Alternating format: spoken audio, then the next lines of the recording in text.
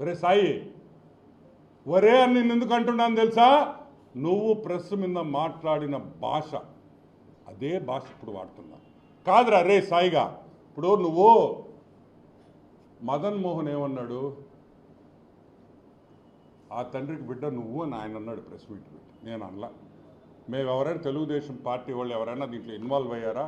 ఇంకా నువ్వే చెప్పావు మా పార్టీ వాళ్ళు కూడా దీంట్లో ఉన్నారని. అంతే, వైసీపీ పార్టీ నాయకులు విజయసాయిరెడ్డి మీద కుట్ర పందేరని విజయసాయిరెడ్డి చెప్తున్నాడు.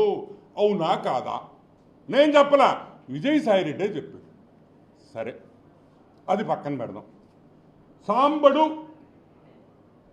టీవీ5 సాంబడు ఏరే మీ ఇంట్లో పనుడా? చెప్పు తెగద్దు నా ఎలా. ఎవరు అనుకున్నావు సాంబశివరావు అంటే?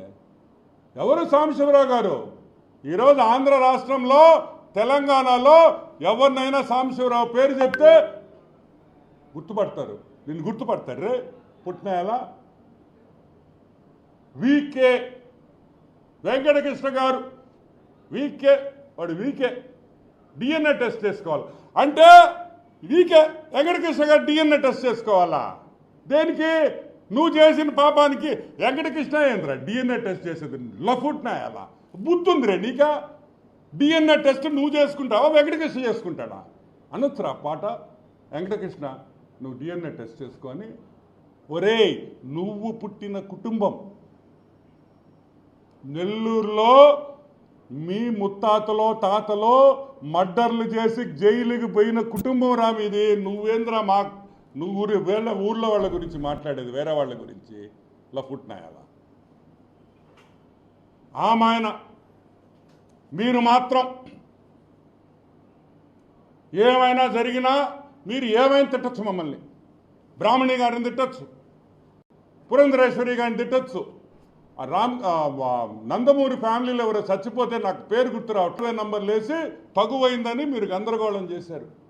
పింక్ డైమండ్ ఈడు పుట్టోడు. ఈ పుట్టినాయలు ఏం చెప్పాడు తెలుసు? పింక్ డైమండా చంద్రబాబు నాయుడు బెడ్రూమ్లో ఉంది. ఈడు పోయి చూసాడు, ఈడు బాత్రూములు గడిగి ఎదవా. ఏరా చంద్రబాబు నాయుడు ఇంట్లో బాత్రూములు గడుగుతుంటే నీకు పింక్ డైమండ్ కనిపించిందంటారా? లఫోట్ అంటే నువ్వు మాత్రం ఏమైనా మాట్లాడచ్చు. ఈయనంట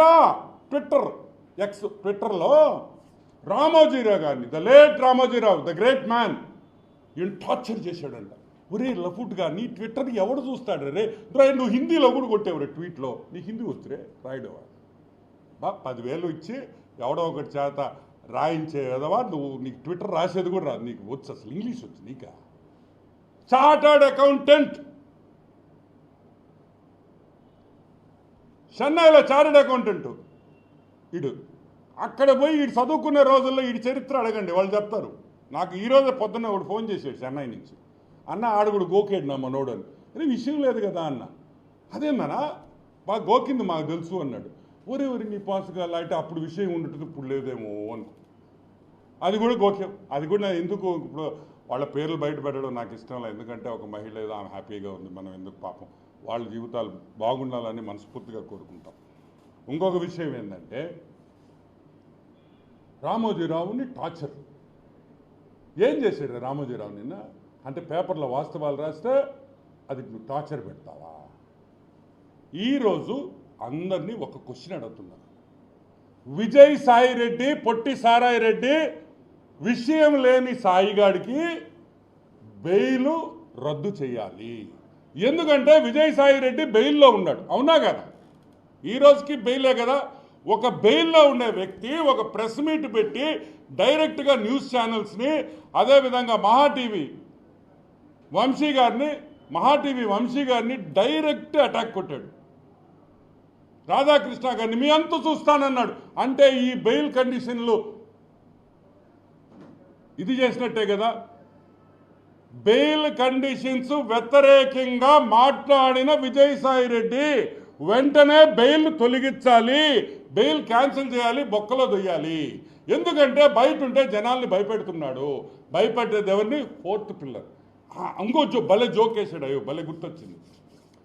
ఏదో చెప్పాడు, ఆ మదన్న ఏదో ఎవరో పేరు చెప్పాడు. నువ్వు నేను కలిస్తే గేయా అని. ఒరే తిక్కముండా కొడక, గే అయితే పిల్లలు పుట్టర్రా రే, పిల్లలు పుట్టర్రా గే అయితే. ఎట్ట పుట్టారా పిల్లల? దానికి పక్కన వాళ్ళందరూ నవ్వడం, అదొక జోకు, వీళ్ళందరూ నవ్వడం. గే అంటే గే.